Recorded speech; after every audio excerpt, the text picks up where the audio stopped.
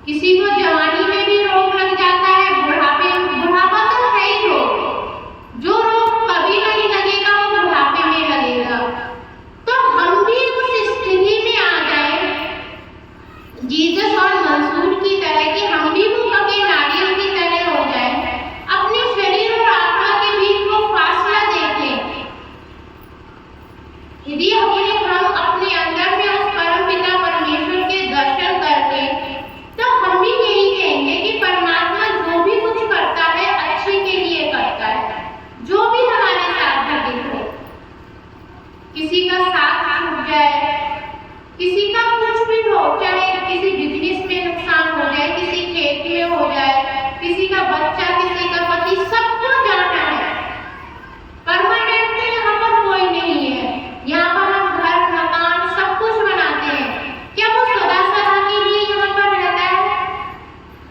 एक व्यक्ति अपने जीवन काल में सबसे पहले अपने लिए एक घर बनाता है, फिर अपने बच्चों की शादी करता है। तो क्या वो सदा सदा के लिए निश्चित होता है? नहीं, क्योंकि ये निश्चितता उसके माता पिता ने भी उसके साथ की थी, परंतु आज वो उसके बीच नहीं है। फिर वो अपने बच्चों के बीच नहीं रहेगा। क्या ये बनाया हुआ घर आज तक ये हमारे सास ससुर ने हमारे लिए दिया था, जो ये बना है, क्या इसमें वो सदा के लिए रहेंगे, एक चली जाएंगे, दूसरे को भी जाना है? या फिर हम ये करें कि हमें सदा के लिए यहाँ पर रहना है, हमें भी यहाँ से जाना है? सिर्फ आना और जाना यदि हम समझ लें, हम सोचते हैं हम परमानेंट है, इसी उस परमानेंट के लिए ही तो झगड़े होते हैं कि हमें सदा सदा के लिए यहाँ रहना है।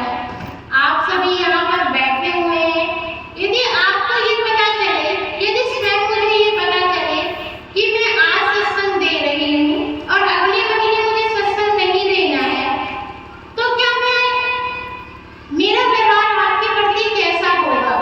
क्या मैं आपसे छोटी छोटी बातों के लिए लड़ूंगी? नहीं। हम सभी क्यों किसी से लड़ते और झगड़ते हैं? अपने आपसी रिश्ते और संबंधों में हम सोचते हैं सदा ही नहीं रहना है हमें। यदि हम ये सोचें कि हम आज यहाँ पे रहो, कल में ना रहना हो, तो क्या हम लड़ेंगे? यदि हमें ये पता हो कि ये जमीन आज मेरी और कल मेरी ना होगी, कल तो मुझे जाना है, सिर्फ हम अपने आगे के लिए सोचते हैं कि हमारे औलाद के लिए ये सब कुछ होगा। ठीक है, हर माँ बाप का कर्तव्य है कि अपने आने वाली पीढ़ी के लिए कुछ इकट्ठा करें, मगर इतना इकट्ठा करें कि अपने साथ हमें क्या ले जाना है उसके बारे में कभी सोचा हो? ये तो सब जो भी हम इकट्ठा कर रहे हैं सब कुछ हमें यहाँ पर रखना है, यही छोड़ जाना है।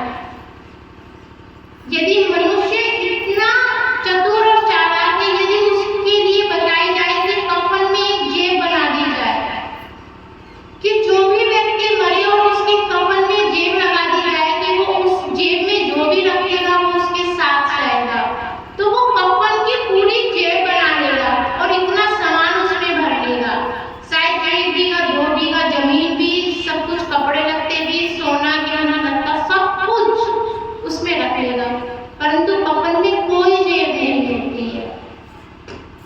जब कफन में कोई जेब नहीं होती है तो